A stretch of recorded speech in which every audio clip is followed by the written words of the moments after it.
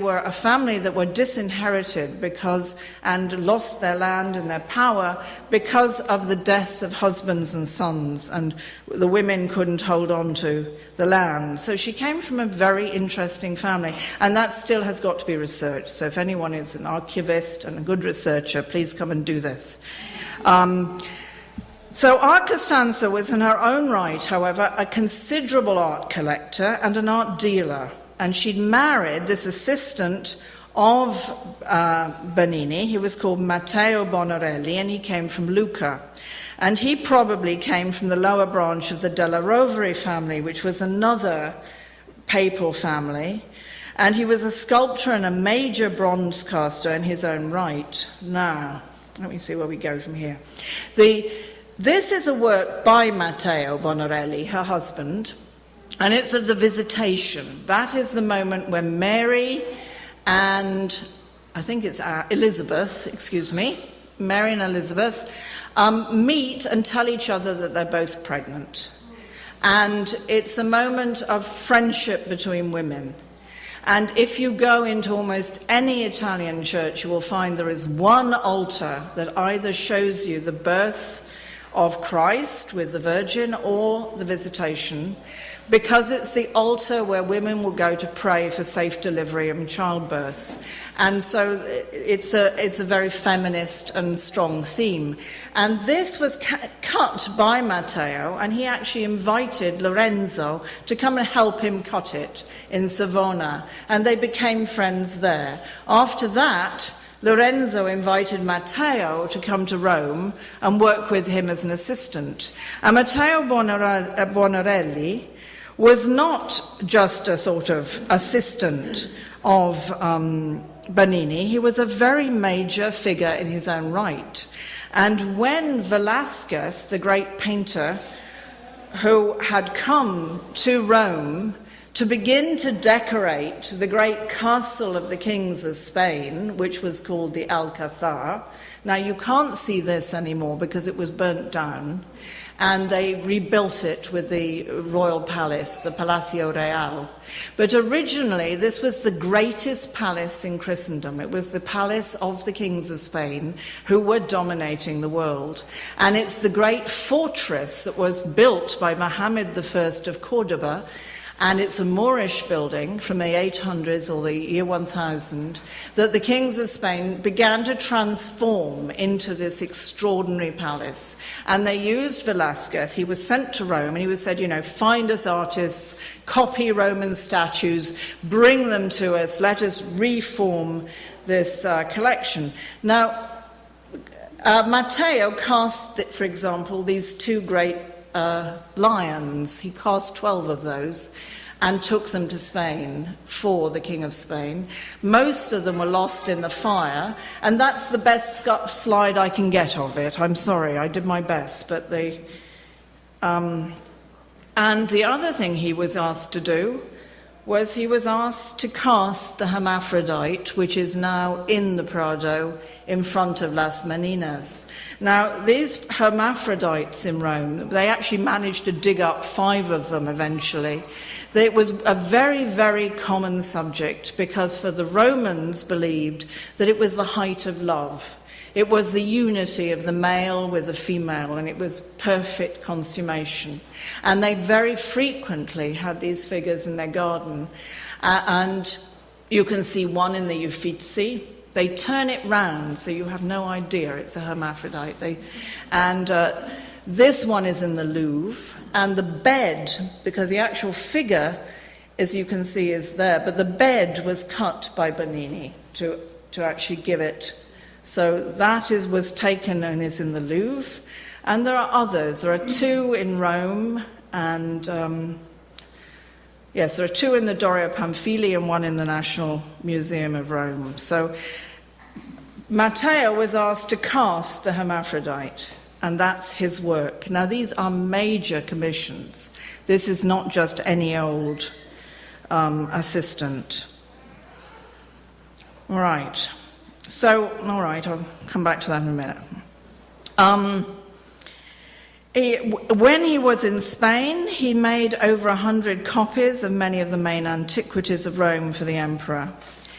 And when this palace finally burnt down, unfortunately, it caught on fire on Christmas Day when everyone was out. And what is left of the great collection is in the Prado. But in the fire, there were at least 500 of the greatest paintings were burnt. The greatest Velázquez, Leonardo's, Raphael's, Van Dyck's, Tintoretto, Veronese, Rubens. The list goes on and on.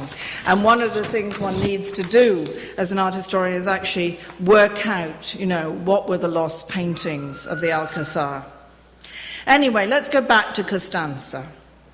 An interesting scholar called Sarah McFay has recently done remarkable work on Costanza, and it was published in 2006 in a book called Costanza Bonarelli, Biography versus Archive. And she shows that Costanza was a wealthy collector and a free-living woman. Perhaps we would have called her a courtesan. She was well-educated with a very clear identity, and she found her will, and in the will lists the contents of her extensive house, leaving 2/3 of her wealth to Olympia Caterina, her daughter, and 1/3 was left to a convent. The Pope had set up a system by which if you confessed and were deeply sorry and you gave 1/3 of your estate to a particular convent in Rome, you were forgiven all your acts and sins of your life so you could go to heaven.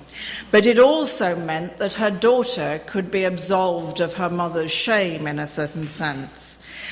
She listed, in the will, she also lists a remarkable collection of sculpture and sculptural fragments, some probably from classical pieces from Rome, fragments of legs, arms, feet and hands, but also her picture collection, which consisted of over 108 paintings, mostly landscape paintings, and a copy of the Poussin that she had sold to Richelieu, and it's the Plague of Ashod, now in the Louvre. But the list also contains, amongst other things, 3 paintings of bacchanals, they're like orgies, all right? And pictures of St. Mary Magdalene, who is this penitent female sinner, usually very sexy, and St. Mary of Egypt. And so they were 2 women saints who were reformed prostitutes. And there was also a portrait of herself. The top floor was designed in blue leather, but the main floor was decorated in red leather and with red leather chairs and covered walls, and had this portrait of herself hanging in the main position, which was probably one of the portraits that Bernini had done of her. Perhaps Costanza repented her prior life, because she asked for this special pardon by giving her money to the convent of the Convertiti. But it may just be that she was maneuvering in a male world and used to doing that.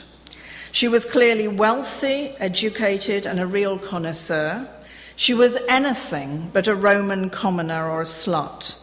And there is one clause in the will which scholars have missed amongst the many masses that she paid for her soul to go through purgatory. She also, and of course there's a mass that she pays for at the time of her death, but she also specifies that at the day after she dies, that a mass must be said in one of the 7 key pilgrimage churches of Rome, which is San Lorenzo fuori le mura. And it's obvious it's her last mass to Lorenzo, her great love of her life. And just in passing, this is a Caravaggio which shows Filidae. This is his model. This was his model and his great love in Rome. And they've just discovered Filidae's will.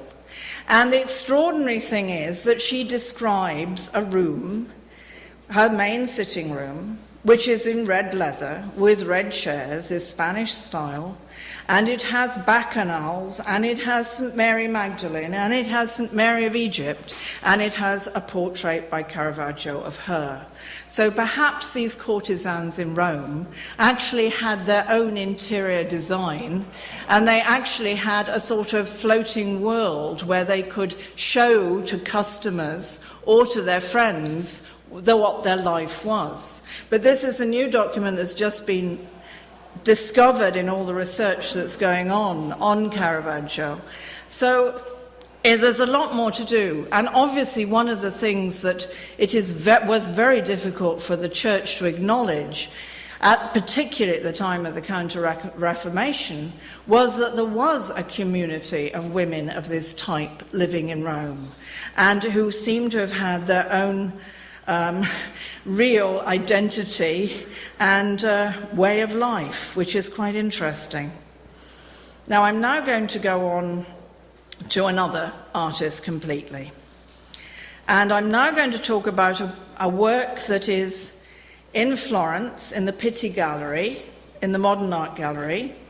And it's a work, this one here, it's called The Mother or Maternity.